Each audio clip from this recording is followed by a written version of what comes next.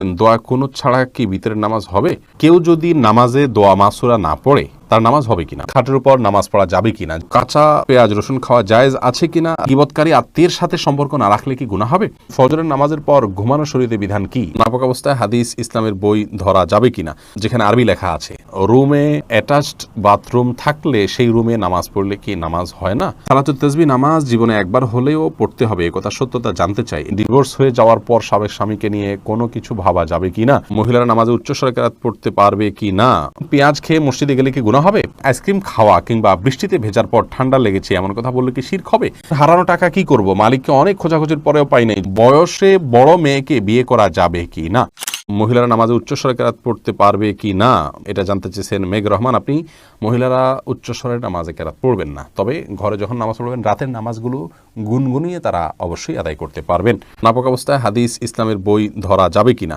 যেখানে আরবি লেখা আছে ধরা যাবে, কোনো অসুবিধা নেই। কোরআনে কারীম যদি থাকে শুধু কোরআনে কারীম স্পর্শ করবেন না, এছাড়া ইসলামিক বই পুস্তক সেখানে হয়তো কোনো একটা পাতায় আধা লাইন এক লাইন হয়তো আরবি লেখা আছে বা হাদিসের মূল পাঠ আছে, সেটি আপনি নাপাক অবস্থায় বা মাসিক চলা অবস্থায় ধরতে পারেন, তাতে গুনাহ হবে না পিরিয়ড অবস্থায়।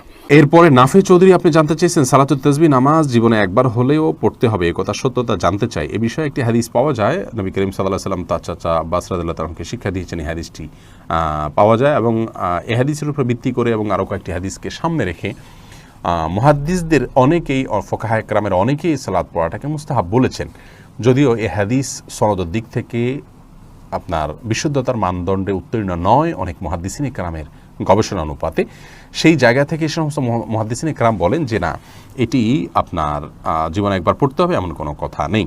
নীল কাব্য জানতেছেন ডিভোর্স হয়ে যাওয়ার পর সাবেক স্বামীকে নিয়ে কোনো কিছু ভাবা যাবে কি না, না, সাবেক স্বামীকে নিয়ে আপনার স্বামী স্ত্রী সুলভ যে সমস্ত ভাবনা আছে সে সমস্ত ভাবনা যা করা যায় হবে না, যদি মনে কখনো শয়তান আনেও সেটিকে ভোলার চেষ্টা করতে হবে।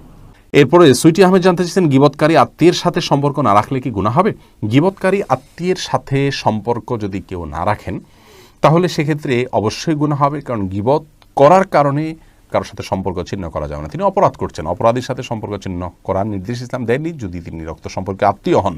হ্যাঁ, আপনি তার সাথে গীবতের মজলিসে যোগদান করবেন না, সেটিকে অ্যাভয়েড করবেন, কিন্তু সম্পর্ক ছিন্ন করা, তার সাথে যোগাযোগ না রাখা, এটা করা উচিত নয়, এটা অতিরঞ্জন হবে, বাড়াবাড়ি হবে এবং আত্মীয়তার সম্পর্ক রক্ষা করা অনেক গুরুত্বপূর্ণ বিষয় ইসলামে।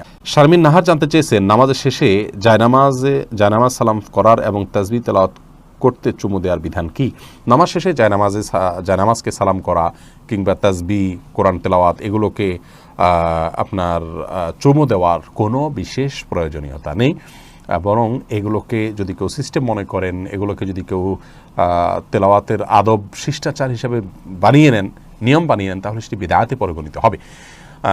আমরা যে নামাজে সিজদা করলাম এটার সাথে আমাদের চুমু খাওয়ার বা এটার প্রতি শ্রদ্ধা দেখানোর মতো কিছুই নেই, যে তাসবিহ আমরা ব্যবহার করলাম সেটা ব্যবহার করার সাথেও সেটাকে শ্রদ্ধা করারও বিশেষ কোনো কারণ নেই। হ্যাঁ, কোরআনে কারীমে আল্লাহ তাআলার কালাম, সেই জায়গা থেকে আপনি ভালোবেসে কখনো চুম্বন করলেন ভিন্ন কথা, কিন্তু যদি আপনি তেলাওয়াত করলেই এটা করতে হবে এমনটি আবশ্যক বানিয়ে নেন তাহলে সেটি পরিত্যাজ্য হবে।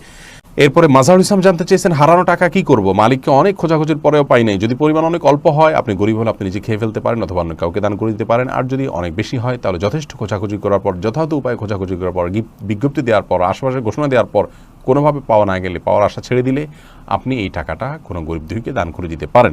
আপনি নিজে অভাবী হলে আপনি নিজেও এটা ভোগ করতে পারেন, তার পক্ষ থেকে সবটা তার পক্ষে যুক্ত হবে ইনশাআল্লাহ। বিপ্লব জিয়াম আপনি এডি থেকে জানতে চেয়েছেন আইসক্রিম খাওয়া কিংবা বৃষ্টিতে ভেজার পর ঠান্ডা লেগেছে এমন কথা বললে কি শিরক হবে, সরাসরি এটাতে শিরকে আকবর হবে না, কিন্তু এগুলো যদি এমনভাবে বলেন যে আইসক্রিম খাওয়াতেই হয়েছে, বৃষ্টি ভেজার কারণেই হয়েছে, খুব স্ট্রেস দিয়ে বা এমনভাবে বললেন যে বোঝা গেল যে এটাই মূল কারণ, একমাত্র কারণ আপনি নির্দিষ্ট করে দিচ্ছেন, ফিক্স করে দিচ্ছেন, এরকম বললে সেটা শিরকে আসগর হবে, ছোট শিরক হবে, যেটি অ্যাভয়েড করা উচিত বা বর্জন করা উচিত।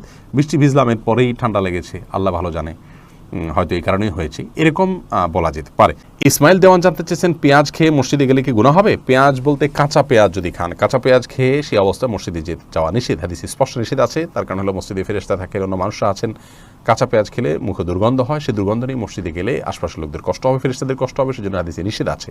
অতএব কাঁচা পেঁয়াজকেও খাওয়ার পর ভালো করে মুখের দুর্গন্ধ দূর করে, সেটি অন্য কিছু খেয়ে হোক ব্রাশ, মেসওয়াক ইত্যাদি হোক, যেভাবে হোক অন্য কোনো উপায়ে মুখের দুর্গন্ধ দূর করে তারপর তিনি মসজিদে যাবেন না। মোহাম্মদ তানভীর জানতে চেয়েছেন, বয়সে বড় মেয়েকে বিয়ে করা যাবে কি না? অবশ্যই করা যাবে। বয়সে আপনার চাইতে আপনি যাকে বিয়ে করবেন তার বয়স যদি বেশি হয়, বিয়ে করাতে কোনো অসুবিধা নেই।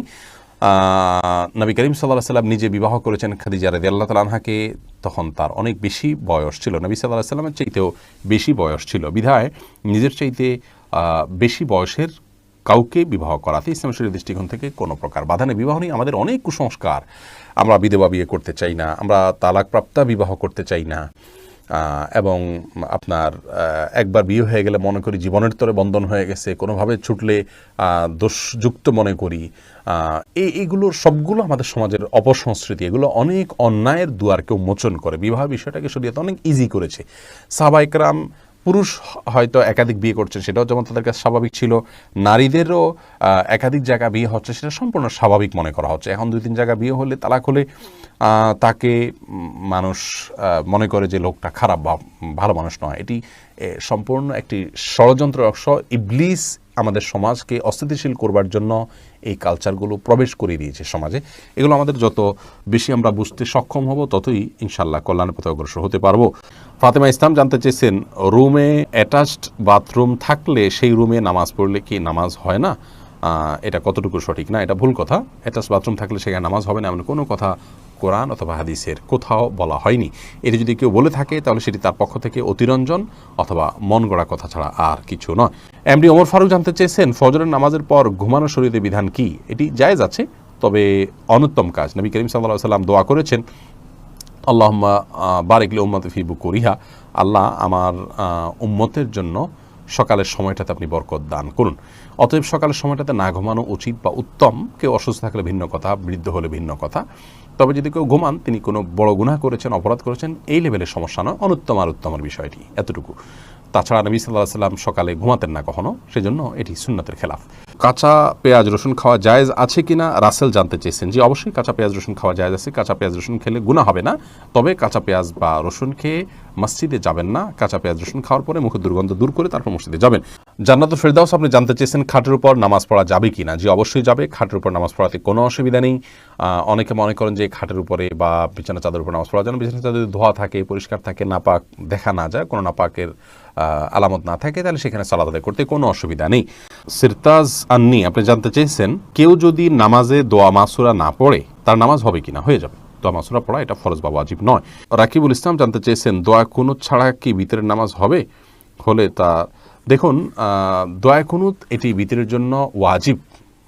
অনেক ওলামা ইকরাম এটিকে সুন্নাহ বলেছেন, যেমন আরবিয়ান স্কলাররা, সৌদি ওলামা ইকরাম এটিকে সুন্নাহ বলেছেন।